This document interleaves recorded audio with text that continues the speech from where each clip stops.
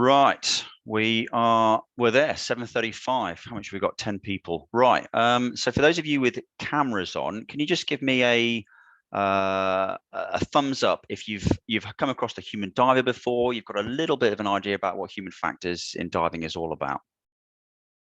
Just give me a thumbs up. There's 1, 2, little bit there. Okay, that's fine. All right, that's good. Just going to see what sort of audience we've got going on.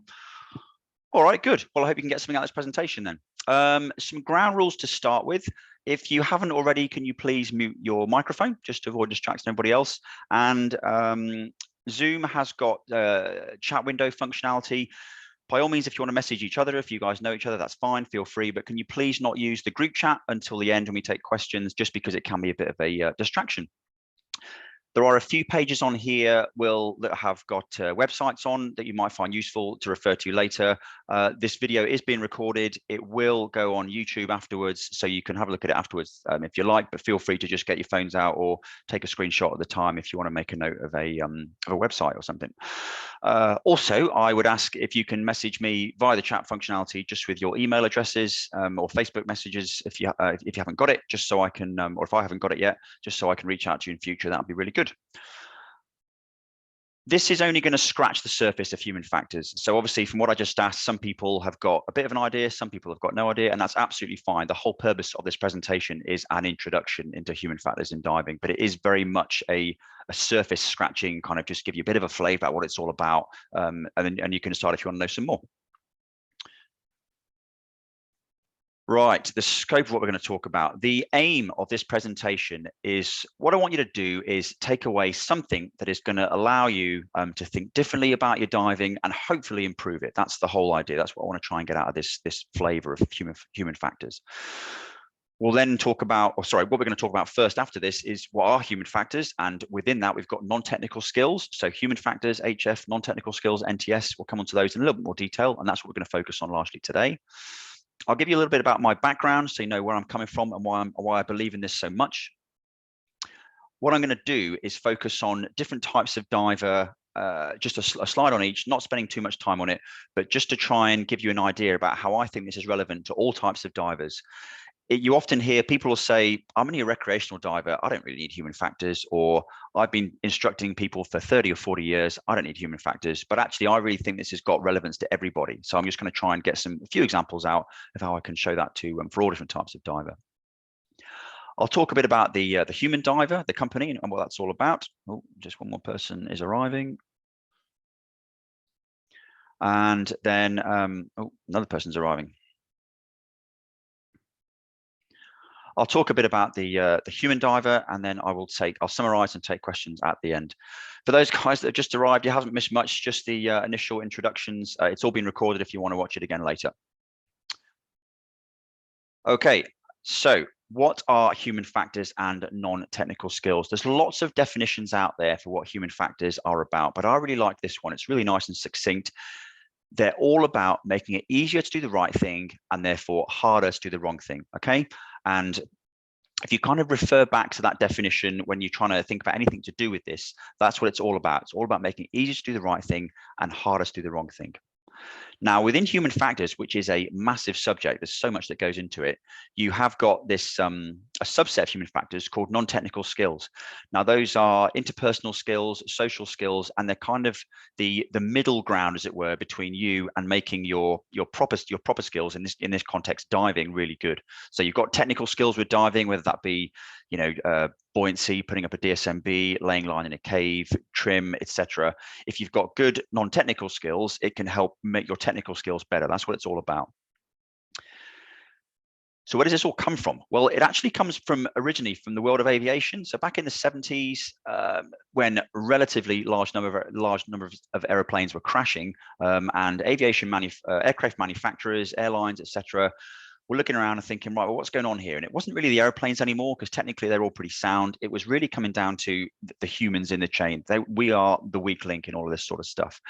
It's now moved on to medicine, nuclear energy, oil and gas, et cetera, all these high-risk industries that invest an awful lot of time and resource into training their people in human factors, in non-technical skills, to make their industries safer and more effective. So why does this matter to divers? Well, diving is a non-life sustaining environment. Diving statistically generally is very safe, but you cannot breathe underwater. You rely very heavily on the equipment that you are using. So it's super important that you are obviously all over that side of things. But whenever things do go wrong in diving, it tends to be, if you like, the human in the chain that is the weak link. That's the problem nowadays. By embracing non-technical skills and human factors, just as in all those other industries, aviation, medicine, nuclear, you can make your diving safer, you'll make it better, you'll make it more enjoyable, more rewarding, and overall, you're just going to get more out of it. That's the whole point, getting more out of your diving and just enjoying it more as well. Now, this non-technical skills framework, this is kind of what we use a lot in our human diver teaching, and I'll just go through it briefly. So the orange boxes you can see there, you've got decision-making, situational awareness, good communications, teamwork, and leadership and followership. Those orange boxes are the, if you like, traditional non-technical skills that we talk about when we're trying to teach non-technical skills to divers.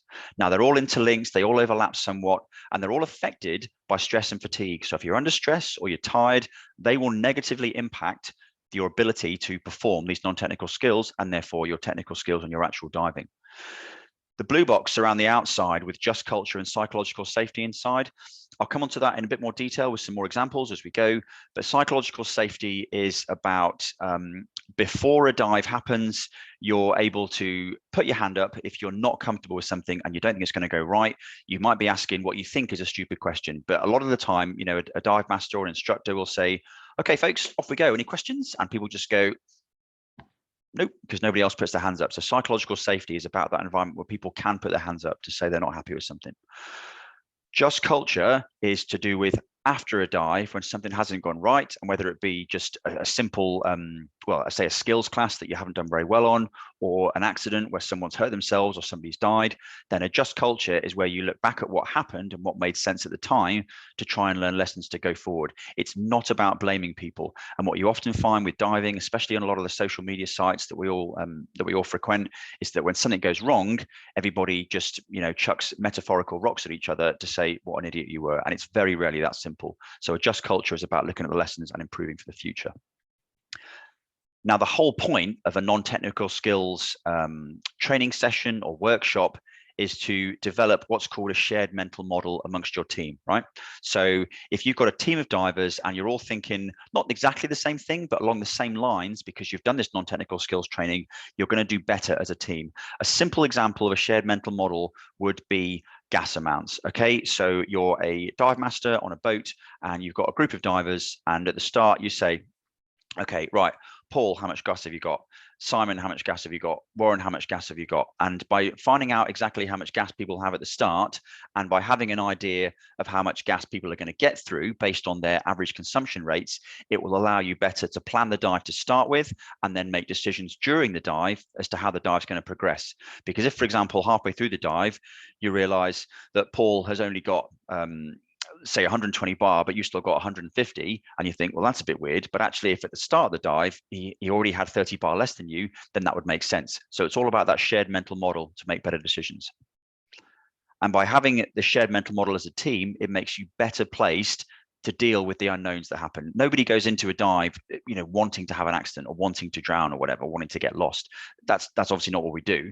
So this whole concept of non-technical skills, shared mental model, it just makes you better placed when things are going to go wrong.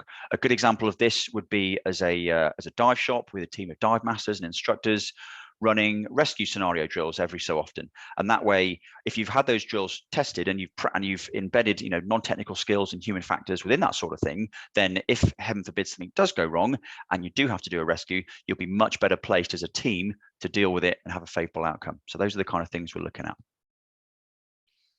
Okay, a little bit about me, so you can understand where I'm sort of coming from. On the left-hand side of the screen there, my background is in military aviation. I've been doing it for about 22 years now, mostly in the Royal Air Force in the UK, flying fighters. I was an experienced supervisor, an instructor. I now teach in the Australian Air Force, teaching their new pilots to fly fighters. So what that means for you guys is that I've been living and breathing human factors for a very long time, and I'm a real big believer in the concepts that I'm trying to talk about tonight. On the right-hand side, diving, I first learned to dive back in the 90s, then had a bit of a break. I got back into it in quite a big way in about 2014, 2015, and I've been actively diving ever since. I've got about 300 dives in my logbook from as far north as Iceland, which you can see in that picture there at the top, as far south as New Zealand. I'm a BSAC dive leader, a PADI dive master, and I work actively as a part-time as a dive master here in Australia. And I'm also a rebreather diver, and that bottom picture is me with my fiance on my rebreather. So I've got a bit of diving experience, a lot of flying experience, certainly a lot of human factors experience within that. And what I'm trying to do is combine the two and obviously educate people like you guys into the world of human factors and how I think it can apply to diving. Right, let's talk about a story, because a good way to get this stuff across is with a story. This case study is called If Only. Oh, one more person's coming in.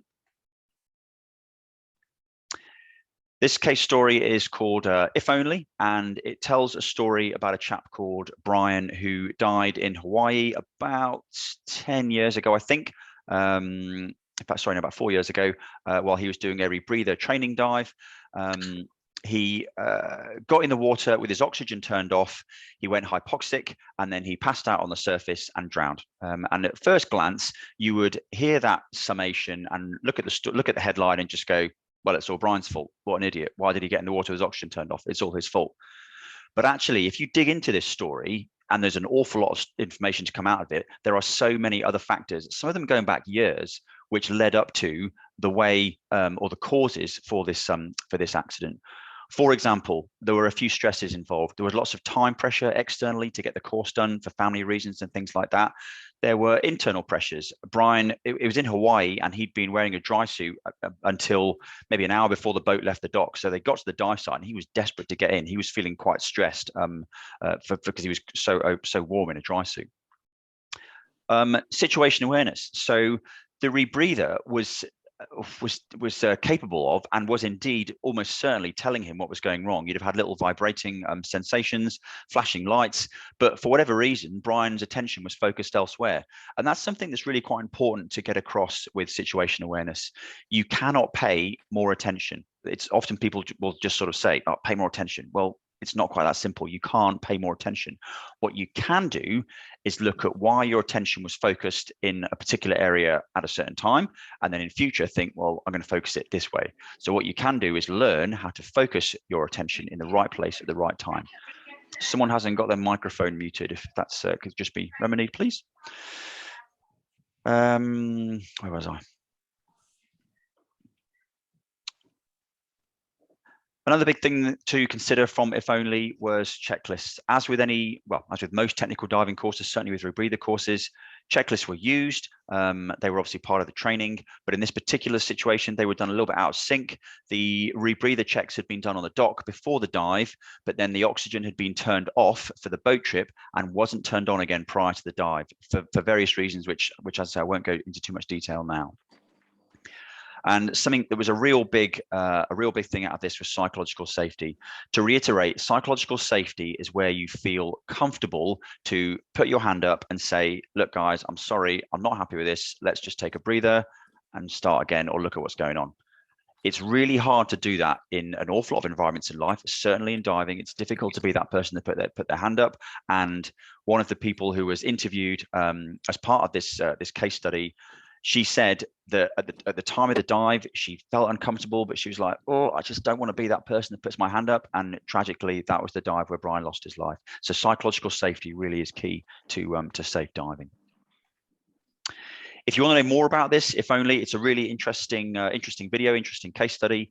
You can the best way to find it, I would say, is just Google If Only diving, and that'll get it for you. It's about 34 minutes long, but really interesting, and just shows you how so much of this stuff is so important to all of us. So feel free to take a screenshot of that, or I'll record it and put it on the Facebook page later. Right, so more specific stuff for divers. First of all, let's have a look at what all divers can do. What can we all try and embrace? So as I've kind of hinted out on the last slide, psychological safety, really important that before you go diving, you have that psychologically safe culture to put your hand up if you're not happy with something. And this comes back to leaders setting the example and making people feel that it's kind of okay to put themselves out there and potentially make mistakes, okay? So an example would be an instructor teaching a class how to put up a DSMB. Not everybody's favorite skill. It certainly took me a while to get used to it. And that's what the instructor would want to get across. So we could say to the students, Andrew, I think can you mute you? Oh, there we go. I think I can do it for you. There we go. You are muted. Sorry about that. Right. An instructor doing a class and they're teaching people to put up a DSMB. Not the easiest skill in the world. And rather than the instructor just kind of giving the students one demo and saying, right, off you go, to create a psychologically safe environment, then you can just say, okay, guys, when I first started doing this, I found it really hard. It took me quite a few goes to get it done. And here's the little tips and tricks that I learned. And these are the mistakes I made. And this is what you can learn from me.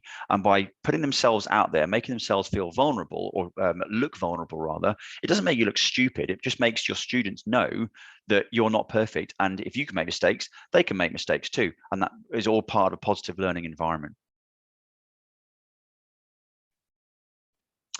Next one is, we'll talk about just culture first. So a just culture.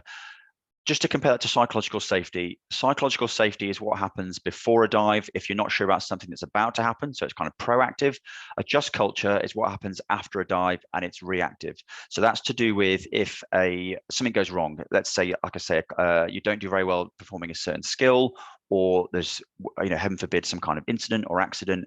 Then what you want to do afterwards is, rather than just trying to blame everybody and just chuck spears at each other, it's all about figuring out what went wrong or what made sense to people at the time that led to things going wrong. And it's important that when you're asking questions of people, don't say, why did you do that? Or why didn't you do that? Start the question with what and how, if you can. So what made sense to you? How did it make sense to do that? And a specific example, let's say, somebody is struggling with a mass clearing drill. Quite a simple thing to do, but it can be something that a lot of inexperienced divers struggle with.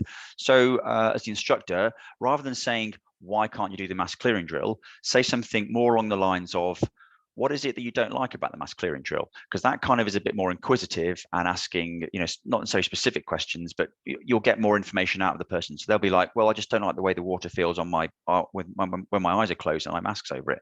And you can okay, well, that's fine. Let's just take baby steps and move forward from there. So by breaking things down and just asking better phrased questions, it creates that more open culture where people feel more comfortable talking about things that went wrong, so you can all learn in the future. Checklists are a massive subject, and little things that you can think about with checklists, how they're designed, how easy they are to use, the culture that goes with them. That's quite a big thing.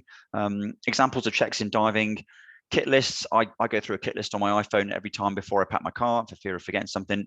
Rebreather assembly, another classic one. Buddy checks, and that's a real big cultural one for me. It's very common and pretty normal that during a course, an open water course, buddy checks rightfully will be taught quite rigorously, and people will be good at their buddy checks during the course. But then, just for almost cultural reasons, as things go on, you'll often find on dive boats the buddy checks just sort of become a thing that experienced divers don't need to do. And it's difficult to know when that happens, but there's definitely a culture out there amongst the recreational world. Certainly I find it fairly common here in Australia that the buddy checks are not as rigorously performed as they should be. Right, the next few slides, like I said, I'm going to go through different types of diver, and I'm going to highlight just a couple of little issues for each one of those divers as we go on. Now, the important thing is it's not just for that diver, these are the issues, and for that diver, those are the issues. There's an awful lot of overlap. They're applicable to all. I'm just trying to get some specific examples out to think about. So first of all, recreational divers. For a new recreational diver, they don't know what they don't know. They're what's known as unconsciously incompetent, and that's perfectly normal. There's nothing wrong with that phrase. It's just the first time you're doing what's something that is likely to be quite alien to you, it's going to feel pretty weird, and you're going to be really struggling with just the basics because you don't know what you don't know. And what that leads to is poor situation awareness, because you can't understand the implications of what's happening to you because you have nothing to relate it to. And also you get really, really focused on things, which again, massively limits your essay. So a good example would be buoyancy control. As a brand new recreational diver, buoyancy control takes a lot of effort. And what that means is that you've got relatively little spare attention to pay to your buddy, who's just a few meters to your right or to your left or whatever, because you're just so focused on this little thing of buoyancy control, which takes up a lot of effort. Now, as you get better and you become a more experienced diver, you actually become unconsciously competent, where buoyancy, if you've done 5,000-10,000 dives, buoyancy control becomes as instinctive as breathing. You don't even have to think about it at all. You know exactly how much gas to put in your wing or your suit whenever. It's just completely natural. But the problem with that kind of thing is, because you do become a bit more unconsciously competent and go on autopilot a lot of the time, is it can potentially, not always, but potentially lead to complacency. As an example, on a busy dive boat, like I talked about, it's fairly common for experienced recreational divers to just stop being as pedantic with buddy checks as they once were, because they just don't think they need to do it anymore. And for me, that's a real cultural issue. Technical divers, right? One thing I'll talk about here is what's called goal fixation bias. This is to do with when you kind of can't see the wood for the trees. You're so focused on the end goal, what you're trying to get to, that little things that come in on the side, you just can't see them because you're so focused on the far end. This chap here is a guy called Carl Spencer, and he died about 10 years ago, I think, on an expedition to the Britannic wreck in the Mediterranean. He dived it, I think, several times before. He was a really experienced diver, done all sorts of stuff, really well known in the industry, but he was so busy organizing this expedition that he just forgot, or I say forgot, for whatever reason, he didn't apply enough preparation onto his own personal kit prep for the actual for the dives that were involved. And I won't go into too many details. It's quite a long story, but essentially those things contributed to him dying on one of the dives on this expedition, because he was so focused on what he was trying to achieve. Something that's really useful for technical divers to do if they want to do things as a team is obviously teamwork. This picture here is from the Mars project, which is a deep wreck in the Baltic, and again, won't go into too much detail about what it's all about, but it took a lot of technical divers with a huge amount of experience in often different areas to make this whole project work. Now, that kind of thing cannot happen as an individual or even as a group of divers who are kind of, if you like, the same thing or do the same diving all the time. It required lots of different skills all coming together to make it work. So that's a real aspect of teamwork that's really important for technical divers if they want to do this kind of thing. Okay, dive masters. Right, dive masters are all about looking after groups of divers. There's a wide variety, or there'll always be a wide variety of skills and experience within the group. Dive masters themselves, again, you'll get brand new qualified dive masters with barely 50 dives under their belt. You'll have dive masters that have been doing it for decades with thousands and thousands. There's a huge amount of a variety of experience there as well. Dive mastering, because you're looking after groups, requires leadership. Now, leadership, like human factors definitions, there are lots of definitions out there. This is quite a simple one: getting people to do what you want them to because they want to. Okay, so that's kind of what a basic baseline of what leadership is all about. Something that we teach a bit more of in the human diver. An example of effective leadership for a dive master would be an effective briefing, pretty standard as you'd expect. But other little things, like if you have underconfident divers, you want to be able to inspire them, make them feel comfortable, kind of put your arm around their shoulder and lead them on the dive to build them up and make sure they can have a good dive and have a good time. Also, psychological safety, really important for this, because you're bringing a group of potential strangers together to take them on a dive mastering trip for the first time. What you want to try and do is build as much of a team out of them as you can as quickly as possible. You're never going to build a really high performance team straight away, because you just haven't got the time to do that, and that's fine. But just by building relationships with people, by just talking to them, exchanging names, smiling, engaging in baseline conversation, it just helps to build that rapport and build that relationship. And again, as a dive master, when I'm talking to customers who I know haven't been diving for a while, I'll just say to them, hello, Paul. I know that you haven't been diving for a while. I know that if I haven't been diving for a while, it takes me a while to get comfortable again in the water. So that's absolutely fine. I'm here to help. I'm here to make sure you have a good time. So it's all about that, trying to just build relationships from the start to ensure that if things do start to go a little bit wrong, you've got a far smaller chance of having something go seriously wrong. Right, instructors. So instructors are all about teaching people and imparting their knowledge, generally in technical skills, to their students. Something for instructors to consider is fatigue. It's quite difficult to quantify, and what's annoying with fatigue is research suggests it's actually quite hard to identify fatigue in yourself. It's far easier to see it in other people. So you can say to your partner, your mate, it's like, right, you look really tired. Whereas they'd be like, no, I feel fine. But actually, something could happen, and it'd be like, well, actually, do you know what? Fatigue was potentially a cause there. And the point is, fatigue is known to affect performance. It is a real thing, and it does affect performance in anything that you do. An example in the diving world would be a busy dive shop. Certainly here in Australia, quite seasonal. COVID's been a real pain, as you can expect. And if you've got a busy dive shop, open 7 days a week in the summer, and the instructors are just getting run ragged, you've got yet another open water course with 8 students to do the same stuff, lots of repetition, you're more likely, I'm not saying you will, but you're more likely in that situation to lose a bit of focus, potentially not be paying attention to somebody who's struggling a bit, and all of a sudden you have an incident or an accident. So that's kind of an example of how fatigue can manifest itself in a diving instructor. Instructors are leaders. Your students will follow you. And if it's an open water course, then they'll not just follow you blindly. Like I talked about a few slides ago, brand new open water divers, they don't know what they don't know, and they'll just follow you anywhere. So if you're not, one more person to admit.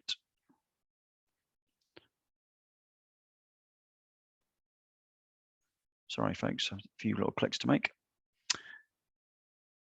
They'll just follow you blindly. So it's really important as the leader to set the example.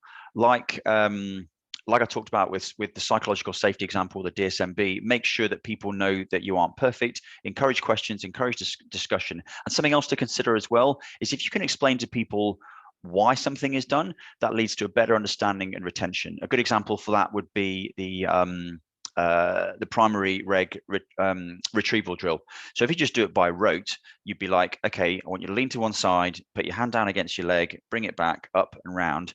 That's fine. But if people can actually be told the reason you lean to one side is to get the hose out to one side, the reason you put your hand to your leg is so that you don't miss the hose. If people can be told why they're doing things, they're far more likely to be able to retain them and repeat them. That's a big part of leadership and instructing. Okay, skippers and boat crew. Something that's quite interesting about this aspect of the dive industry is that these guys, when the boat's obviously moving, they're going to be focused on operating the boat, but it's quite likely that they're going to have some bigger picture situation awareness. They might have a better idea of the time or what the implications of things happening now are going to have on time in the future. They are going to have an idea about the weather, and again, how that impacts what's going on now, how it's going to change. But in order to use that situation awareness, they need to be able to communicate it. Okay, so they're going to communicate to the divers on board, the dive masters as part of the team, other members of the crew, and how they communicate is really quite important and not necessarily the easiest thing in the world. So let's say you've got an individual and you're not quite sure they've got their kit right. You might just sort of say, hey, Andrew, is that hose supposed to be under the harness that way? And then Andrew can just sort of go, oh, no, sorry, thanks, Mike. Yeah, great, good spot. So that kind of thing is where that situation awareness can help individuals. But if you see an emergency, you see something that's going to go wrong, somebody's going to dive in and they haven't got something done up, you can just go, oh, you stop right now. And that way you can just prevent an emergency happening before it goes wrong. Okay, so there's communication skills really important for this kind of thing, as for everybody, but there's lots of ways to do it effectively.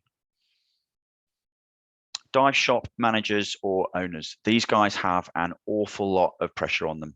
Lots of competing pressures, money, weather, cancelling yet another boat trip. It feels like it's been like that in this Australian summer. COVID, yet another lockdown, staffing levels, people getting bored and leaving, grumpy customers, broken hire gear. All those things can add up to just make a dive shop manager or dive shop owner's job really quite stressful.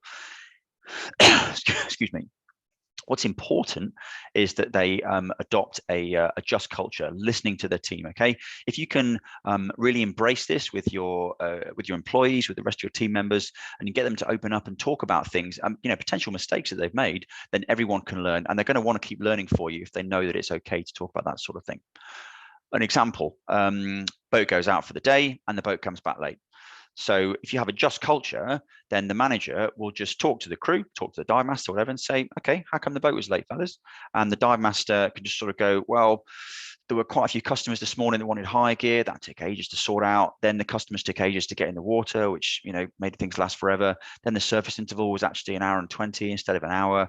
It all just dragged on a bit.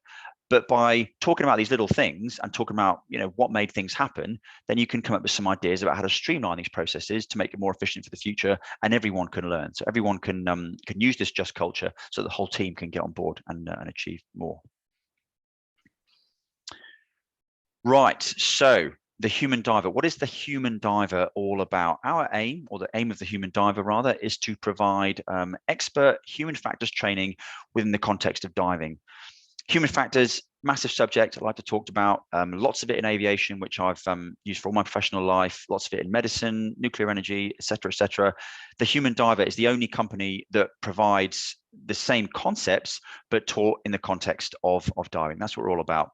So all those non-technical skills that I've talked about already, the specific examples to recreational divers, technical divers, dive shop owners, etc.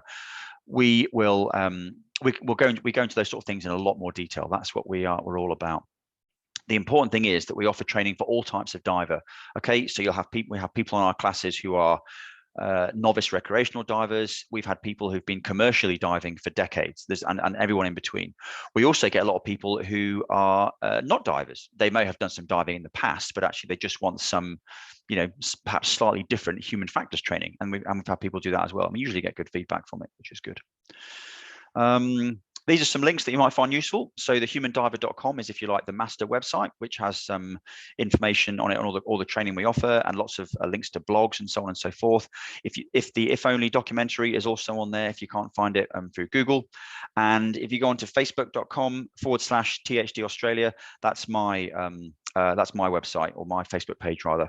So the Human Diver is primarily based in the UK, but there are instructors all over the place. But certainly here in Australia, where I live, is kind of what I'm responsible for, and that's my Facebook page as part of it all. Okay, to summarize, let's go back to that definition. It's all about making it easier to do the right thing and harder to do the wrong thing. If you can kind of go back to that, or have it at the front of your mind or the back of your mind or whatever, whenever you're trying to think about how to do something, that's what human factors is all about making your diving better. Never stop learning. Maintain a curious attitude. You know, read books, read magazine articles, read social media, talk to other people. You're never going to have all the answers. There's far too much stuff out there to experience and learn, and you're not going to be able to learn it, or you learn it yourself. So use other people, use some other source of information to get the information that you can. We are here. I'm here to help you make your diving better, safer, and more rewarding. Anybody on the Human Diver team it was obviously there as well. I'm trying to promote this from the Australian point of view, but any of us are here to help you. If you want to ask me any questions, feel free to do it on the Facebook page, THD Australia. No problem with that at all. More than happy to offer specific advice if you've got any problems. We do offer courses and training, and yes, they're an investment from us from time and energy point of view, so they cost a bit of money. Very worthwhile. They get good feedback, which you can see yourselves. But like I say, if there's anything just particular, a question you want asking or answering that you don't want to ask now, then feel free to drop me a line, and I will do what I can to answer it. Right. On that note, do we have any questions? There was one in the chat window.